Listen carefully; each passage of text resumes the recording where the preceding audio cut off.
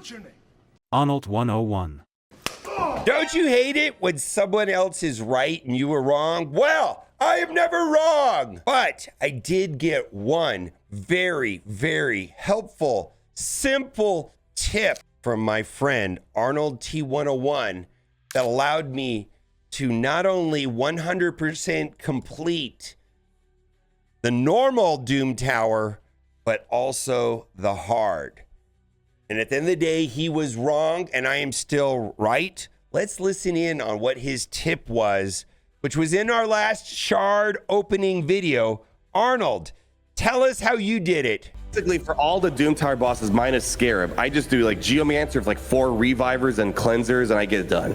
So what Arnold said right there is that for all of the Doom Tower bosses, he goes in with Geomancer and 4 support heroes, except for the Scarab. And you know what, Arnold? You are wrong. It's an urban legend that never happened. No way. We got you. Not a chance. You could do it for all the Doom Tower bosses, including Scarab. I'm not kidding.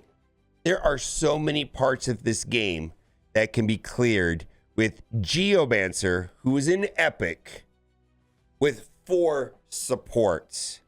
And what I mean by supports, I mean somebody that cleanses, debuffs, revives, heals, those type of characters. But the combinations that work is going to vary from boss to boss, but I was able to successfully get through even the Scarab with this team comp right here. Now, if you have not done so already, click the link in the description and you will get Corrado, the legendary, for free. You can also scan the QR code there. Also, when hitting level 15, which is really quickly, you will get Ugo, which is an amazing support character. And that's what we're largely going to be talking about, is epic support characters, which really drive the game. And then also within the first 24 hours, this is very important, use the promo code Monkey King. Now, on iOS, this has to be done on the Plarium website, and there will be a link in the description to the Plarium website for iOS users. Everyone else can do this in-game on Android and on the PC client. So before we talk about the various supports and the types of characters that help me get through everything, let's talk about Geomancer first. And the one thing that I'm going to suggest on Geomancer is that he is going to need a lot of accuracy, because this particular strategy not only applies for Doom Tower, it's also the same strategy that I'm using right now inside of Iron Twins. Every day I'm going into Iron Twins with Geomancers and 4 supports. My main strategy in Chimera is to go in with Geomancers and 4 supports and make it to the very end to 65, because, you know, you can go through 65, then he jumps away when you get to 65. And if I can figure out a way of going in there with Geomancers and 3 supports and still make it to 65, then I'm going to add another damage dealer. This is my actual strategy for Chimera. Same strategy for Iron Twins. Go in with Geomancers and 4 supports. Now, the supports that are needed vary. And for me, I've really focused on my supports, which is going to be a large part of this video, talking about the vital supports in Raid Shadow Legends that are epics, because a lot of the really good ones are epics. I myself have a few legendaries, but the legendaries are so varied. There's so many legendaries in this game, and they all do a lot of different things, and their kits become more complicated and they can accomplish different roles. But there are epics that do most of the same things. And in fact, there are a lot of epics in this game that are as good as legendaries. And thank goodness that this game is designed that way, where, you know, you have a fair chance of doing everything with just epics. And you're going to stumble across along the way some amazing legendaries that are going to replace these epics for sure. Let's talk about Geomancer first. Now, I had been putting a very high amount of accuracy on Geomancer just to get through this right here, the Iron Twins. And I don't have the exact number off the top of my head. I believe the number that I was shooting for was above 350. I would have to go back and look at my notes from back in the day. But somehow or another, my Geomancer was running about 400, 450 just to get through the Iron Twins. And I was running it on stream, and a lot of people were saying, you know what, MobileGamer, I mod my Geomancer for 550. And I really thought that was absurd because that's a very high number. If you're playing Raid Shadow Legends, I feel like most of my characters in Raid Shadow Legends, I'm trying to get them to maybe like 225, 250. This idea of getting them to 550 just seems absolutely absurd.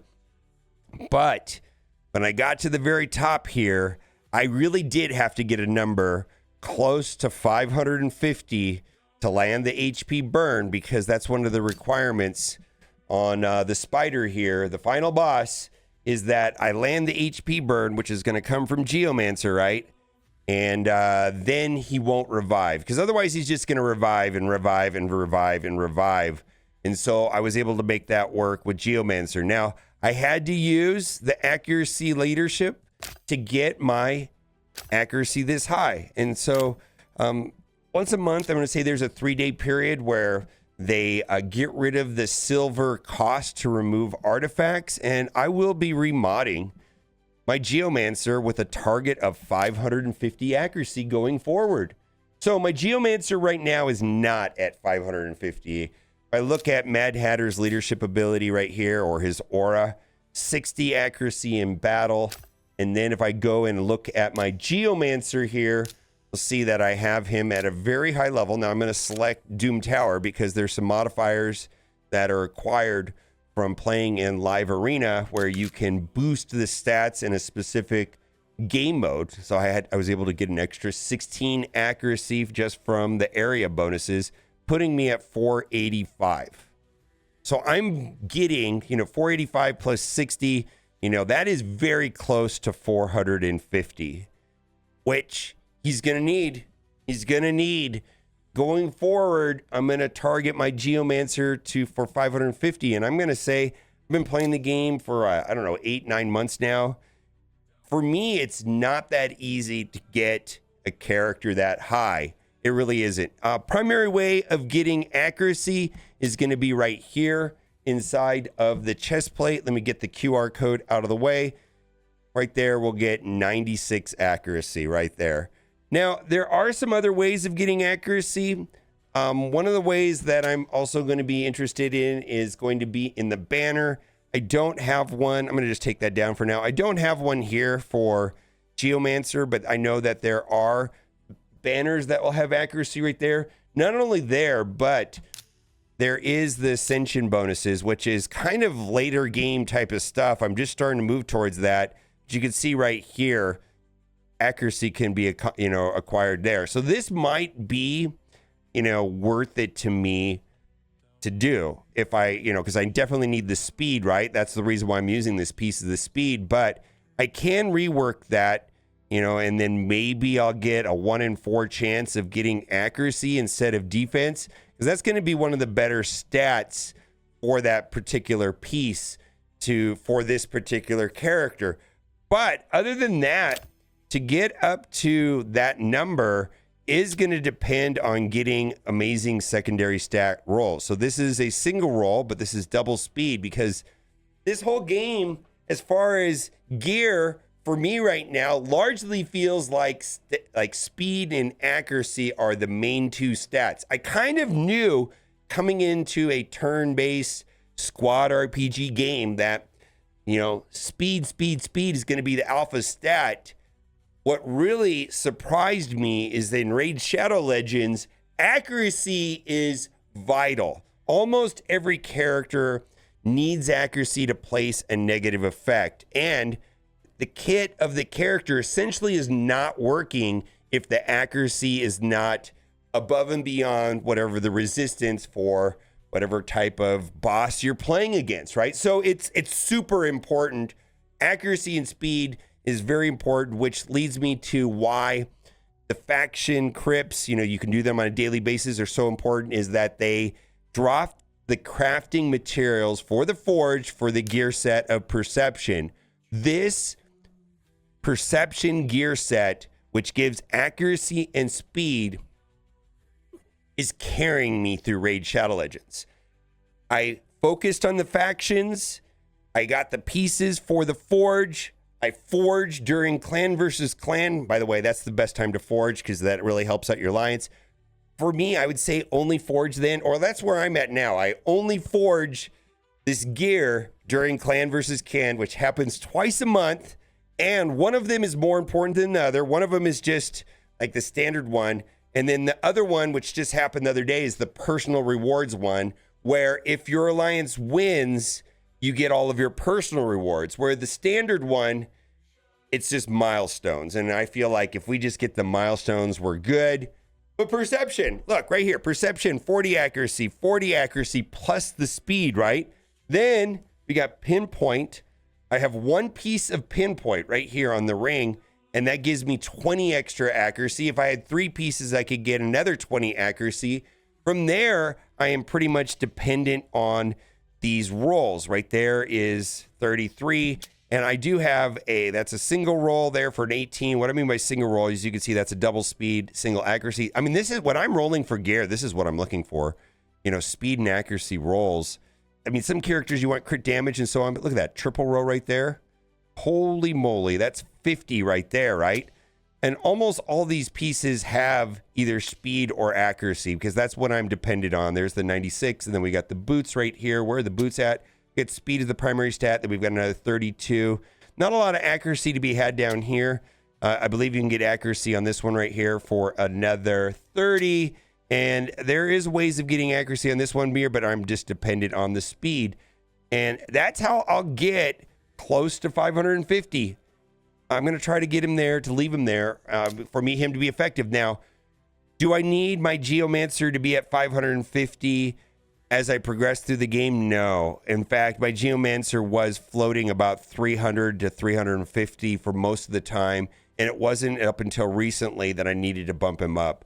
So, like when I was starting, Geomancer was just fine at lower levels. Like, specifically, let's say Clan Boss. You don't need to have him that high. Maybe 300 at the most. I mean, I feel for like most parts of the game, this 550 accuracy thing is just not needed. In fact, I didn't even need more than 400-ish until I got to the very last part of the Dune Tower. That just required different kinds of insanity for doing that. Now, what I'm going to suggest to you is that everybody's roster is different. The similarities will probably be in the epics because Geomancer is an epic, and I think there is a high chance that you'll stumble across a Geomancer. What I'm finding is that everybody's legendaries are different. So it's somewhat hard to speak to, oh, you just need Kaja. You know what? I don't have Kaja. I get it, because that's not how the game works. Legendaries are going to be very assorted, and your roster is going to be very different from mine. You might have Mad Hatter. Mad Hatter was a fusion. And so there are going to be some legendaries that are more similar to other people's rosters than others.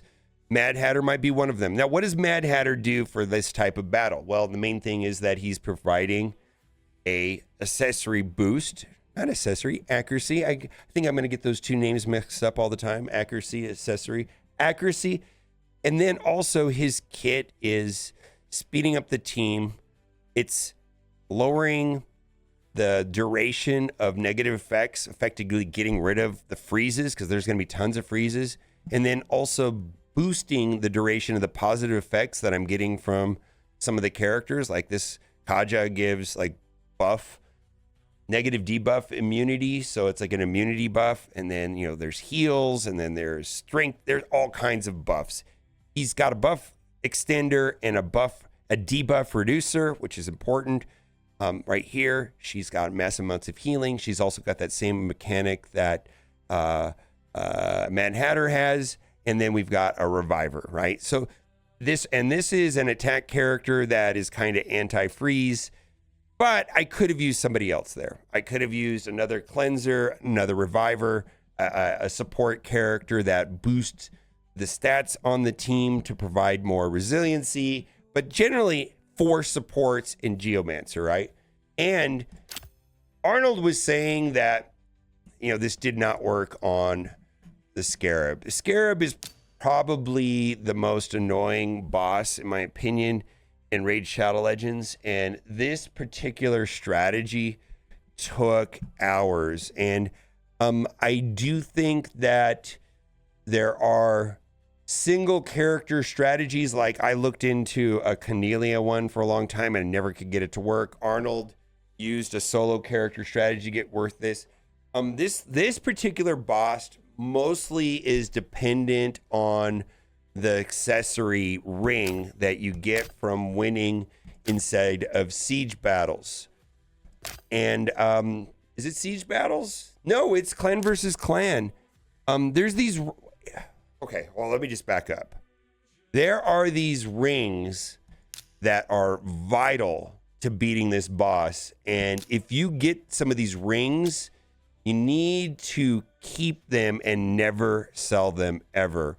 This Blood Shield ring, run, don't walk. Go through your roster if you're struggling against the Scarab King and look for these Blood Shield rings, because the special effect gives the wearer shield worth 5% of a damage dealt after attacking. Because the way his kit works is that if you don't have shield, he counterattacks, strips away, does damage, strips away your positive effects, puts on the provoke, and makes your life miserable. And every character that is attacking that does not have shield is a detriment to the team. And so having these Blood Shield rings is pretty important. Now, on the team that I used, this was the only character that I had the Blood Shield ring. And so, frankly, my story inside of Scarab King might be different than yours, but absolutely under no circumstances sell these Blood Shield rings. Oh my God. I think I've got 2 right now, and I didn't understand how important they were, and I wish I would have known. I think I sold a lot of these. So absolutely under no circumstances sell these Blood Shield rings. You're going to need him. Because Arnold is correct. I don't think the brute force Geomancer and 4 supports would have worked for me if I didn't have that one single ring on Kaja, because she was reviving the team. She would revive the team, keep the party going over and over again. And, she was, I was getting revives here, revives here, revives here. Basically I've got 4 revivers in Geomancer. And the way that Geomancer's kit works, why it makes him so good. I mean, if you haven't played Geomancer already, this is not meant to be like worship Geomancer, but this guy is so good. And I've had him in my account for a while. Oh, that's another way of getting accuracy or a boost right here. Is right here. The wearer's turn meter. Swear increases 5% of the target's resistance when placing bomb, poison, and HP burn. So that's another way that I'm getting extra HP. This passive right here not only gives the team more sustain because it decreases the damage of all allies received by 15%. So this is going to minimize the incoming damage, deflect the damage on each enemy under HP burn debuff placed by this champion. He's basically issuing out reflect damage. I don't know what the right word is, but they're penalized every time they're doing damage. And so him standing there with force supports and the damage incoming is being reflected back to the boss, and they'll eventually die.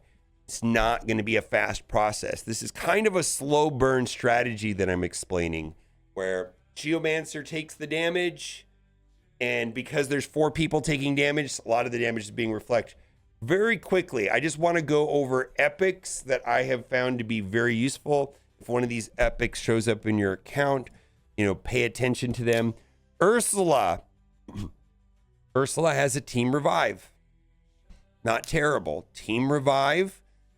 And then also puts an increased defense and streak and buff on all allies. This increased defense will actually boost the damage on defense damage-based characters. So there's a lot of team comps that I've used her where the damage output went through the roof just because of that. In addition to this puts decrease attack on the characters and also places an increased attack on all allies. Boy, I don't even have this fully booked. Probably should look into that. Holy moly, I didn't even know I had her fully booked.